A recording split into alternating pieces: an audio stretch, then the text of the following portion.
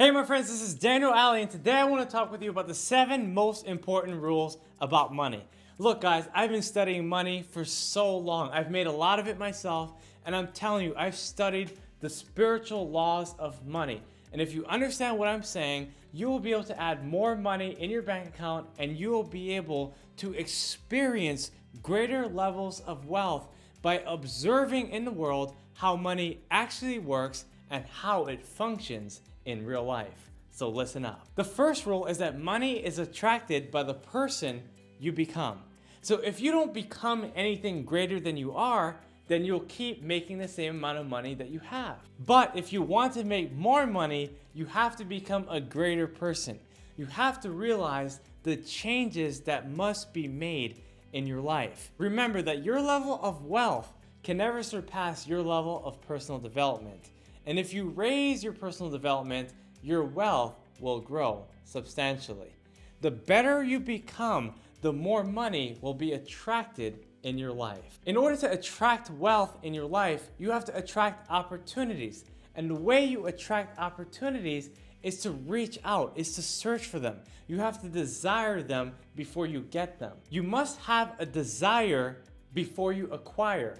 It's just like looking for a potential spouse. You don't just get a spouse by not looking for them. You have to keep your eyes open, just like if you're looking for a spouse. But instead of looking for money, you need to be looking for opportunities. And you have to attract those opportunities by the person that you are becoming. That potential spouse will be attracted to you if you hit their specifications. So if you're funny and you can tell good stories and you're good looking and you fit the requirements, then they will be attracted to you. It's the same thing about money. If you build skills, if you work hard, if you dream about the things that you want, eventually that money will become attracted to you because you're embracing all the opportunities that you encounter in your life. The second rule to money is that money hates boredom. Money hates to just sit around in a bank account not accruing interest.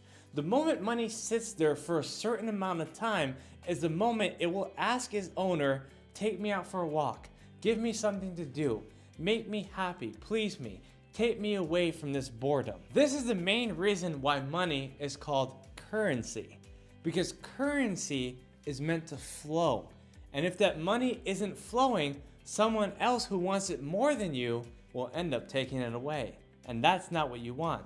So you want to make sure that your money is moving by actively spending or investing the money that you currently have. If you understand that money hates boredom, you'll also understand that money needs movement. So if you have a chunk of money, don't just hold it because someone else who wants it will eventually get it. Try to actively invest, spend, and give your money away, and it will multiply in your favor. The third money rule is that money hates complainers. If you're sitting around complaining about the money you don't have, and you're talking about how broke you are and how depressed you are, then money is not going to feel sorry for you. In fact, money hates it so much that it will find an owner who really appreciates it. Remember that your words have power. They can build or destroy your wealth. So if you use words like money is hard to come by, money is the root of all evil, it's too expensive, I can't afford it, then money will find a way to not serve you. Remember that your words are powerful and they can build or destroy your bank account. If you're using negative words with the association of money, like money is the root of all evil, and rich people are selfish and greedy, and money is hard to come by, then you'll never have any more money. If you complain about your house or your clothes or your car or your retirement, then you will end up losing it all because you're showing the universe that you don't appreciate the wealth that you currently have. When a person curses something, it is gone. For instance, let's take a married couple. The man curses his wife every single day. Every single day he's cursing at his wife. He's complaining at her. He's treating her badly. What's going to happen? Well, she's probably not going to run away, but there's a case that she might. There's a case that she might have a mental place in her mind where she has to escape, where she has to run away, and that's her form of getting away from her husband. But if he blesses and praises her, she doesn't need to run away in her mind.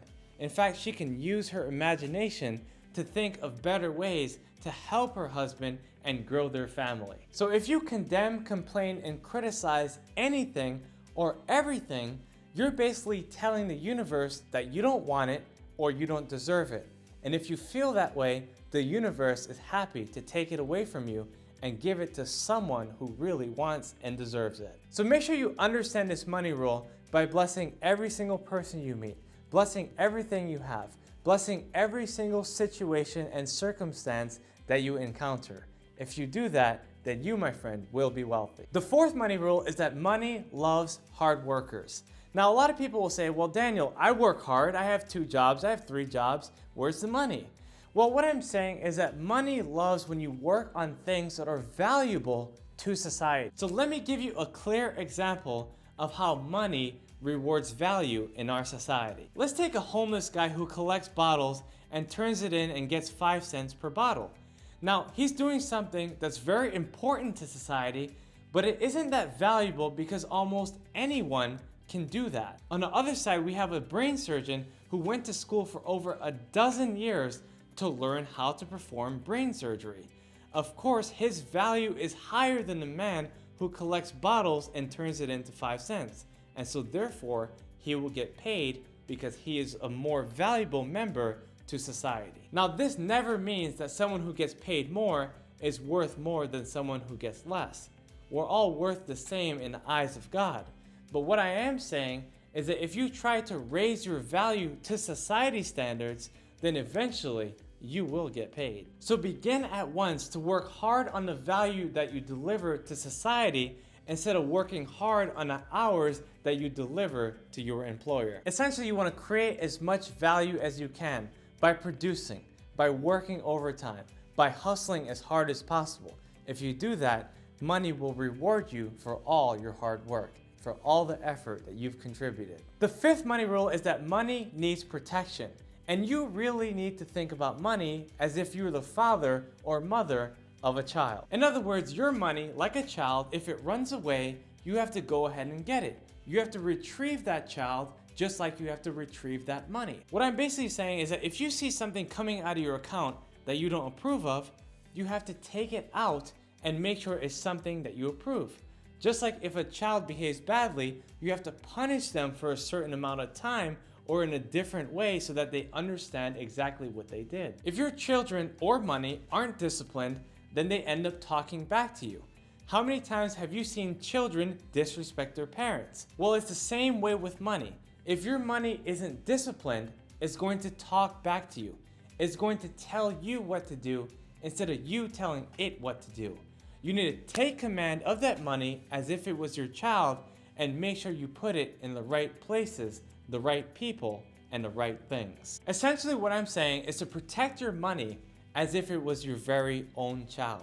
Because if you do, it will multiply, it will become fruitful, and it will benefit you in your later years when you're ready for retirement, just like children normally do. The sixth money rule that you must understand is that money requires logic.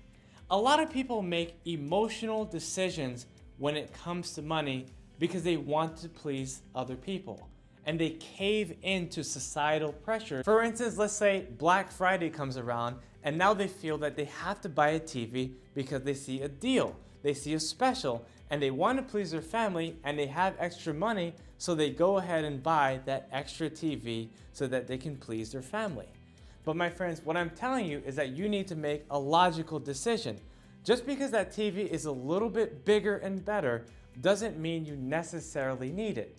If you make a logical decision, you can save those couple extra $100 and you can use it to invest in some kind of asset that will benefit you in the future. Or let's say you have to make a business decision. You have an employee that you know you need to fire. They've been underperforming for so long and you know you need to make a change in your culture. Now, emotionally, it may be hard to let go of this person because you like their personality, but logically, you know that it's the best decision that you need to make. Therefore, you have to be logical with your employee, just like how you have to be logical with your money. On the other hand, you might have an employee that you're not really emotionally connected with, but they make the most sales. They're best for business. And even though you're not emotionally there with that person, logically, they make the most sense for your business and your culture. So what I'm basically saying is that when it comes to money, you have to put away your personal and emotional preferences. You have to make logical decisions with your mind.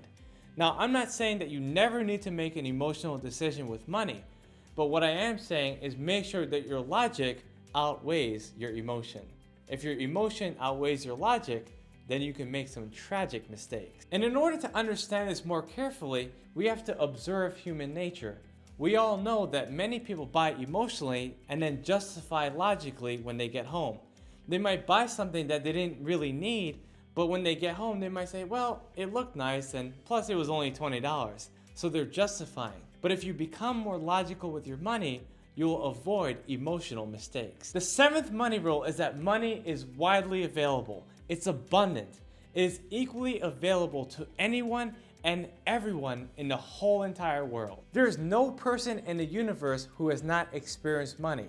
And if they can experience money on a small level, they certainly can experience money on a larger level. You've got to remember that money never stops, and money is printed for you every single day.